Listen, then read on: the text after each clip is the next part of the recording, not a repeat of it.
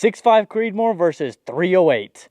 Today we're going to find out which one is better and which one is your dad's favorite because he refuses to believe otherwise. Before we do anything, we got to check velocities.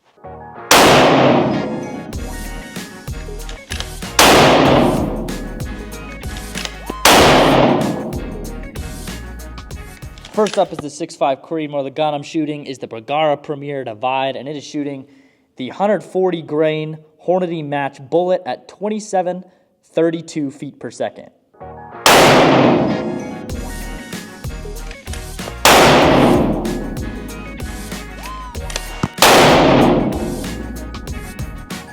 For shooting our 308, we have a Bergara Wilderness Sierra, and it is shooting the 150 grain Remington core locked tipped load at 2,713 feet per second. Sure, the 6.5 Creedmoor technically won the velocity test, but it was 19 feet per second. That's like beating somebody in a foot race by half a shoelace. Meanwhile, Mr. 308 is showing up 10 pounds heavier and built like a linebacker, and he still almost kept up. Personally, I'm taking the 308 in that scenario any day of the week, but the 6.5 Creedmoor did technically win the velocity test. You may say it's overkill, you may say it's too much, but it doesn't matter because today it's just target practice. One unlucky railroad tie at 200 yards. Which cartridge packs a bigger punch? My gosh, that looks like it might have gone straight through. Of course, I forgot to put a camera down here to film. I'm about as forgetful as you guys on your anniversary. Anyways, that is our 308 hole. Very impressive if I do say so myself. And that is our 6.5 Creedmoor hole. Not as impressive. It did clip the top, but it also had this board to go through, and I'm guessing that's about the size of hole that we would have had even if we had centered up. But yeah, first let's see if the 6.5 Creedmoor bullet is under there. No, looks like it escaped out the top. Well, let's turn this around and see what the 308 did. Okay, never mind. Not turning that around. Okay, yes, it did. It went straight through that railroad tie. Very impressive. And I wonder if there's any bullet fragments around we can look at, and there is not. Okay, on to target number 2. Our next victim, this 4x4 piece of lumber. Now, both cartridges are probably just going to zip right through this thing, but what I'm interested in is the entry and exit wounds of both cartridges. And I'm going to start with the 308s because that's the one that I believe is going to win. Turns out I lied. I'm actually going for 6.5 Creedmoor first. All right, and we do actually have a target down this time, so bombs away.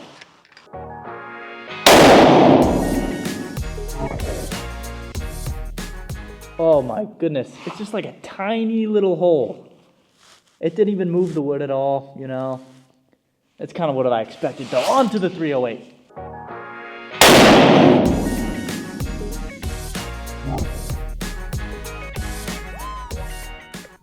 Oh yeah, that's a much bigger hole. Probably 3 times the size of the 6.5 Creedmoor. Oh yeah. Look how tiny that 6.5 Creedmoor bullet hole is. And look how much bigger that 6.5 Creedmoor is. That's more than 3 times. That's like 5 times the size. And now, let's check. Oh, they both definitely went all the way through. And let's look at the exits. Okay, much bigger exit from the 6.5 than entry.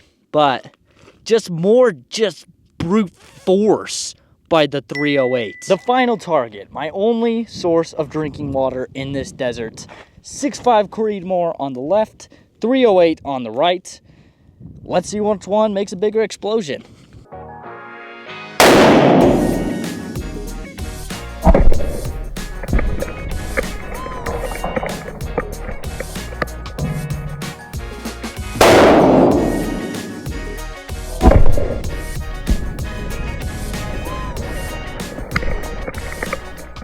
Both sets of milk jugs were just absolutely obliterated.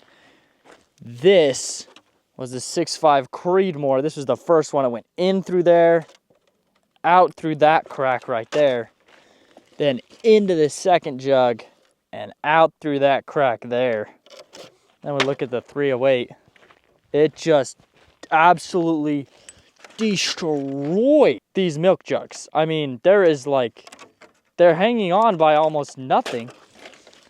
And this one's missing like half of the whole milk jug, just pieces of plastic scattered everywhere. And looking at the footage, that 308 blast was just huge. So gonna have to give this one to the 308. It's time to test the bullet drop of these two cartridges. And to do that, we have an unknown tall sheet of steel.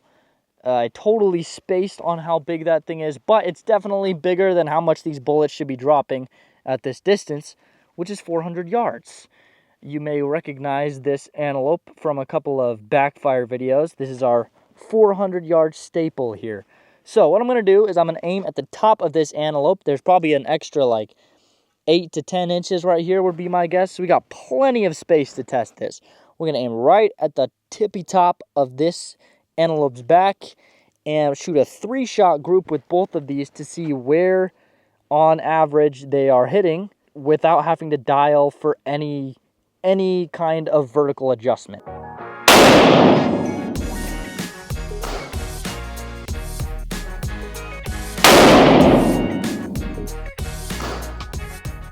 Here are our results. This is our 6.5 Creedmoor shot.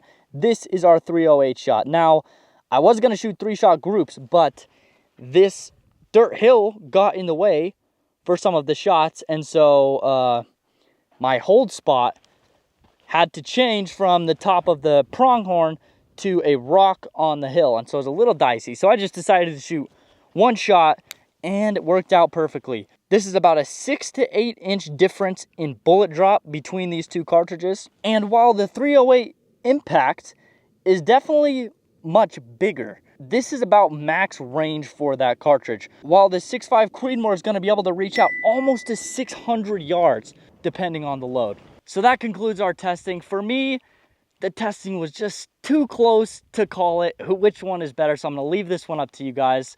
Which one is better, the 6.5 Creedmoor, the new glorious cartridge, or the old but legendary 308? Let me know in the comments. We'll see you in the next one. Jim's comment is the 6.5 Creedmoor. Bladder has left one deflection, and the price of the ammo is about